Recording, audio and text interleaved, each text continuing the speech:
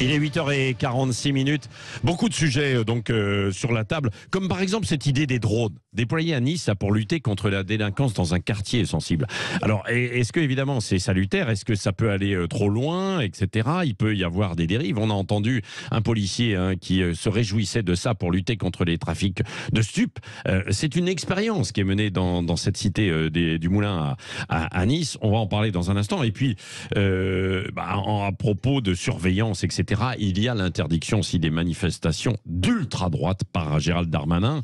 Est-ce que c'est une bonne idée? Une question de sécurité excessif, liberticide. Vous en avez parlé tout à l'heure, Elisabeth Lévy, en disant que vous compreniez sur le fond, mais grosso modo, c'était liberticide. Non, ce que je veux dire, c'est que nous sommes tous, sur ces manifestations, nous sommes tous effarés, dégoûtés par ces groupes. Ouais. Si vous voulez, nous n'avons aucune sympathie, personne d'ailleurs en France. Enfin, à part ceux qui défilent. Oui, à part ceux qui défilent, n'a aucune sympathie pour ces groupes. Donc, on part d'un constat qui est qu'ils nous répugnent. Après, la question, est-ce qu'il faut les interdire? Et là, je ne dis pas que c'est un peu liberticide, c'est très liberticide.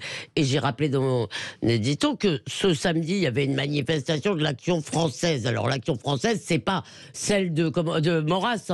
Aujourd'hui, c'est des braves Roaco, pas très dangereux. Interdire un rassemblement de l'Action française est totalement liberticide. Il ne trouble pas l'ordre public. Et voilà. Bon, Françoise de Gois. Moi, j'ai toujours dit que la liberté d'expression, la liberté de manifester peut pas se découper en morceaux au gré de nos convictions. Je ne peux pas supporter, par exemple, le discours d'Éric Zemmour, mais je n'accepte pas qu'on l'empêche de parler. Vous comprenez ce que je veux dire? Évidemment que je ne peux pas supporter ces manifestations, mais les manifestations d'ultra, quoi. Écoutez, non, mais moi je ne fais pas partie des gens qui mettent sur le même pied l'extrême gauche et l'extrême droite. On va pas refaire le débat, c'est pas la peine. Je vous dis juste que on peut le faire, et ça va finir en charpie, je pense. Donc c'est pas la peine. Pour le moment, on se tient à peu près bien. Je crois que vraiment là-dessus, je rejoins Elisabeth. Il y a des droits fondamentaux. On est un État de droit, et je le redis, ça ne veut pas dire n'importe quoi. Donc là, on interdit s'il y a des troubles à l'ordre public. Il n'y a pas de drapeau nazi, par exemple. S'il y avait un drapeau nazi physique, eh bien évidemment. Mais quand les gens sont masqués, et bien là, ça c'est un problème. Là, c'est un sujet. Je suis pas tout à fait d'accord avec Elisabeth. C'est pas toi qui n'es pas d'accord, c'est la loi. La loi dit que c'est interdit quand c'est accompagné de l'intention de commettre un délit, ce qui est souvent le cas, il faut être honnête. Le seul problème, c'est que c'est on est masqué. Si on est masqué, c'est l'interprétation. Essayez d'aller prouver que quelqu'un veut commettre un délit. En tout cas, je me réjouis que Elisabeth fasse le parallèle aussi avec les casserolades. C'est-à-dire que voilà, on est dans le délire absolu de vouloir interdire des casserolades. On est dans un pays maintenant, excusez-moi, mais on est dans un pays, moi je trouve que la dérive est très très dangereuse. Il y a une dérive illibérale, je le dis, je ne suis pas la seule à le dire, des gens très éclairés le disent également.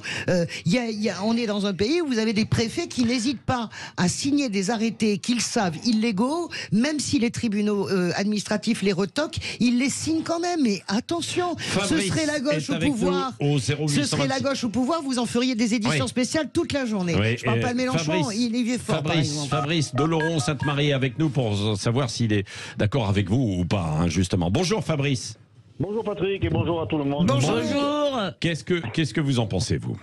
Écoutez, moi je vais vous dire, pour moi, j'ai presque envie de dire, il y a pas de débat. Si on applique ce qui se passe déjà et ce qui est prévu, moi que je sache, si je dis pas de bêtises, mais quand on veut faire une manifestation, il faut déjà demander un avis, une autorisation. Non, justement. Non, il ne faut pas demander une autorisation, il faut la déclarer. Vous n'avez pas demandé. Non, mais attendez, c'est très important, pardon. Il faut la déclarer. Le préfet a la possibilité de l'interdire, mais il n'a pas à l'autoriser. Il doit fonder l'interdiction. Fabrice, laissez Fabrice. Fabrice. Voilà, justement. Donc c'est ce que le préfet a déjà la possibilité donc de l'interdire. Il a déjà cette possibilité-là. Une fois de plus, donc c'est une possibilité pour laquelle M. Darmanin il passe devant. Et moi j'ai envie de dire, là on parle ultra droite, ultra gauche. Je crois qu'on est surtout dans l'ultra communication de M. Darmanin. Hein, il est là, il vise déjà à 2027, donc il faut occuper le terrain à tout prix, etc. Et toutes les méthodes sont bonnes. Si on veut interdire ces gens-là de manifester, il y a une solution encore plus simple. Il faut dissoudre ces groupes, tout simplement, quoi. Donc, on ne peut pas les autoriser, les maintenir, etc. Et puis leur dire, vous pouvez pas manifester. Parce que demain, on peut faire ça avec n'importe qui d'autre. N'importe quelle autre organisation, ça peut ne pas plaire. Alors, on décide Et puis, je vais vous dire quelque chose. Surtout, c'est vrai que là, ça pose des problèmes, et effectivement. Mais c'est un petit peu une façon. On n'arrive pas à combattre ce genre de dérive, et donc plutôt que de se donner les moyens d'arriver à les combattre, on préfère dissoudre, comme ça il n'y a plus de problème. Demain on va dissoudre le chômage, comme ça on aura lutté contre le manque d'emploi. Ça n'a rien à voir quand même, les groupes. Pardon, mais d'abord, pour dissoudre n'ont rien à voir avec ça. Pas ensemble. Pour dissoudre un groupe, d'abord il faut qu'il ait une existence légale, ce qui n'est pas toujours le cas. Par ailleurs, excusez-moi, moi je ne partage pas, et je ne partage pas avec Françoise votre crainte sur les libertés individuelles en France, si vous voulez.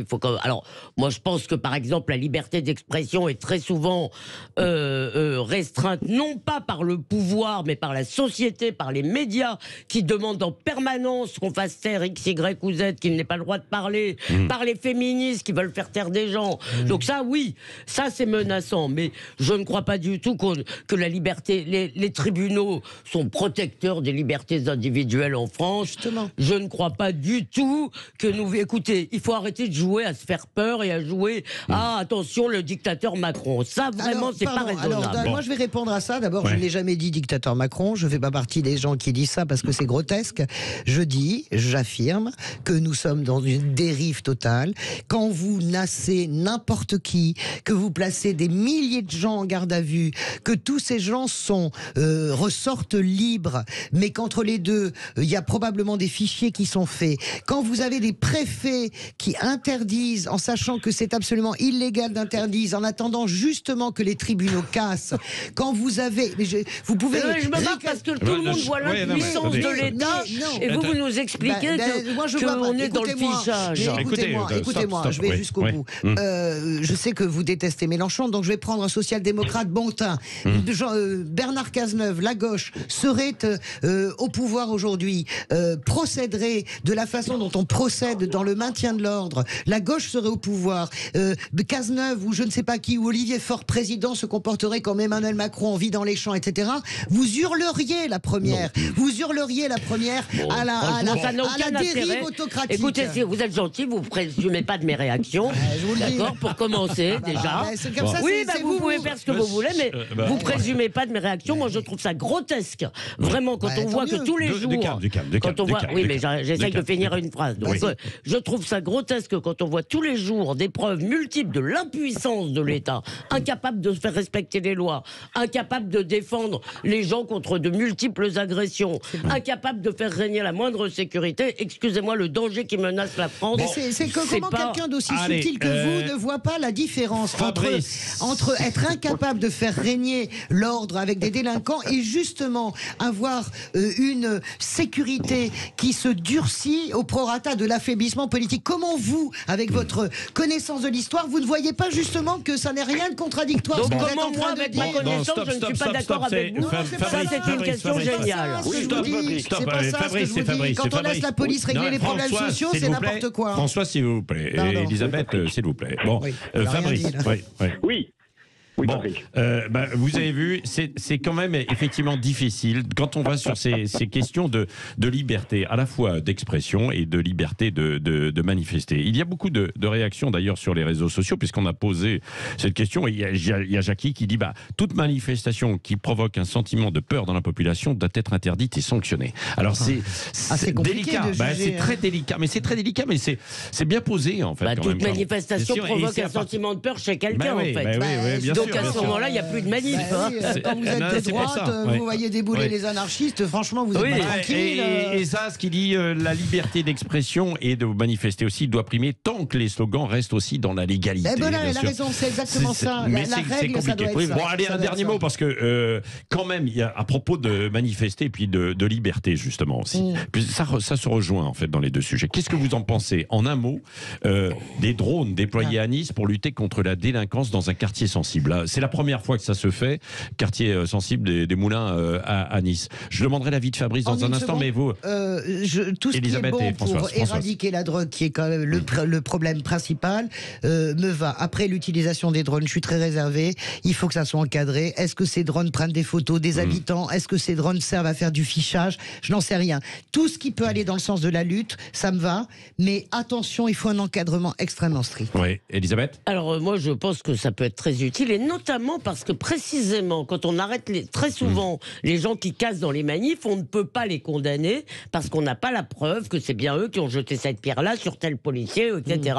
Les drones vont permettre de faire cela. Et ça me semble très important, parce que ce qui est insupportable, c'est qu'il y ait des violences et qu'on n'arrive jamais à arrêter les coupables. Et Fabrice, votre avis? Pour une fois, alors c'est pas toujours le cas, mais je suis 100% d'accord avec Françoise. Je dis exactement la même chose. Je suis totalement favorable à tout ce qui peut aider à lutter justement contre le trafic de drogue. Je rajouterai toutes les différentes agressions qu'il peut y avoir, pour lesquelles il y a trop d'impunité. Et pour moi, ça peut aller dans le bon sens. Attention évidemment à l'encadrement. Ça c'est l'autre problème. Mais par contre, si ça va dans le bon sens, il n'y a même pas à se poser la question. Pour moi, c'est une évidence, c'est un grand oui. Voilà. Merci à vous, de vous avoir entendu, écouté sur ces sujets. Dans un instant, c'est Christine Bouillot et les débats qui vont continuer. Jean-Jacques Bourdin tout à l'heure, André Berkoff sur le pont aussi, et les vraies voix ce soir. Toutes les émissions, bien sûr. 8h57, passez une très très bonne journée.